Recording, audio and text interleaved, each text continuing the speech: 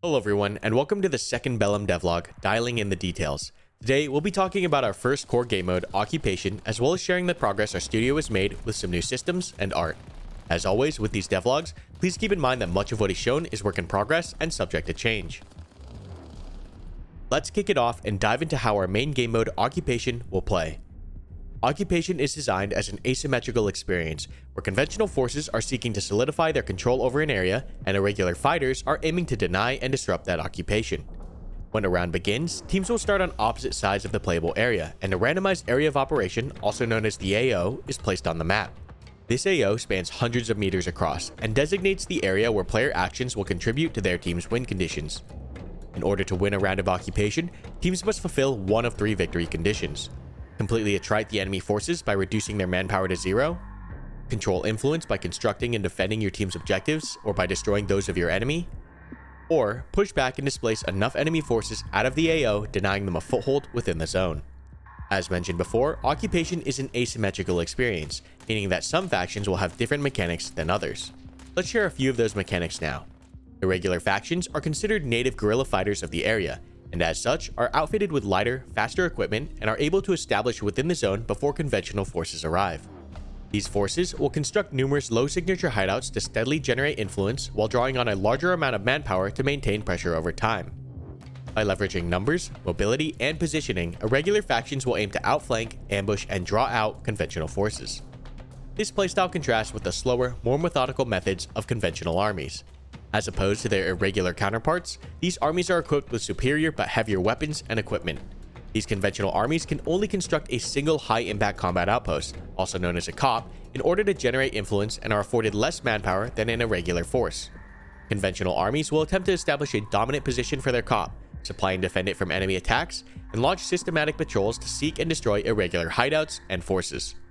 As we continue to develop Occupation and add more factions, we'll expand the depth of our win conditions and support symmetrical engagements in the future.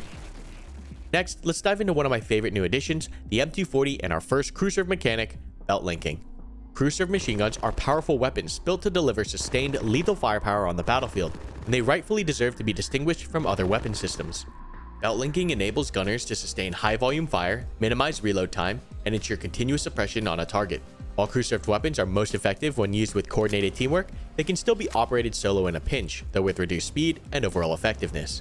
As development continues, we plan to implement barrel changing and tripod placement to deepen the functionality of these systems.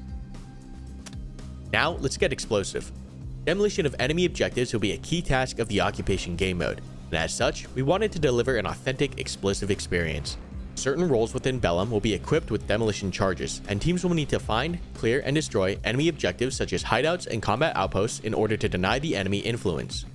We're excited to share the first iteration of our Demolition System, with more types of charges and fuses coming in the future. We've also improved our M67 frag grenade animations and effects,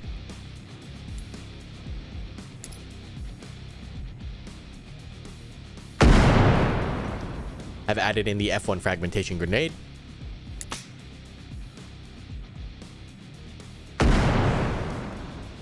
the RGD5 fragmentation grenade,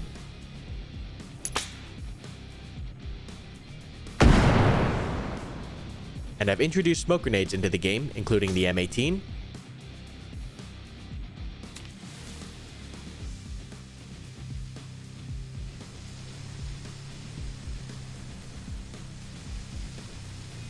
and the unique RGDM.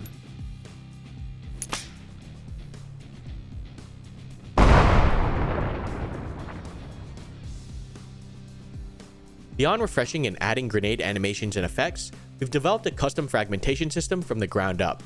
In Bellum, each munition simulates fragmentation individually, calculating both the number of fragments spawned and their trajectory in real time. By simulating realistic fragmentation along with our medical mechanics, our system offers a more authentic grenade balance, producing more punishing wounding results over the typical instant kills of arcade shooters. Our Ballistics system has also been completely overhauled with our own proprietary solution, which realistically and performantly models projectile behavior. It accounts for muzzle velocity, temperature, wind, air density, drag, including supersonic speeds, subsonic speeds, and the transition between them in flight, projectile mass and volume, and even acceleration over time for projectiles like rocket and missile motors. We've also worked very hard to model penetration. Our system takes multiple factors into account, including the ballistics of the round, the type of material being hit, that material's thickness, as well as the round's incoming angle. Here you can see the different effects M855A1 has on various surface types.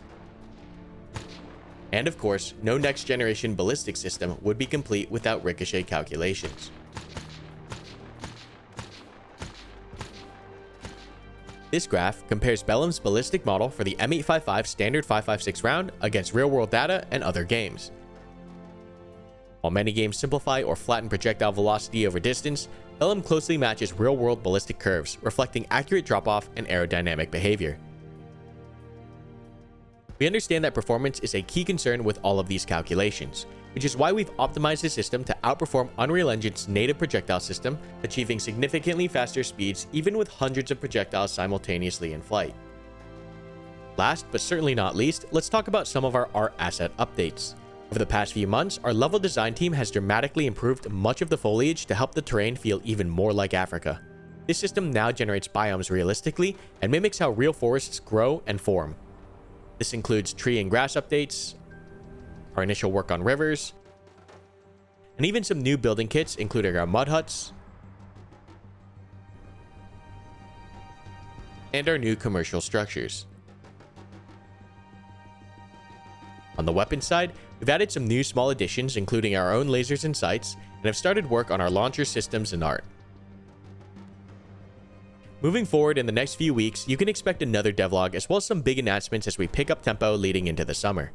At this time, we'd love to answer any questions you guys might have regarding the project, and we'll be adding a Q&A segment in the next video. If you'd like to leave us a question, please head over to discord.gg/playbellum and make your way to the questions forum. But that's all for now. I hope you guys enjoyed today's update, and we look forward to sharing more with you all very soon.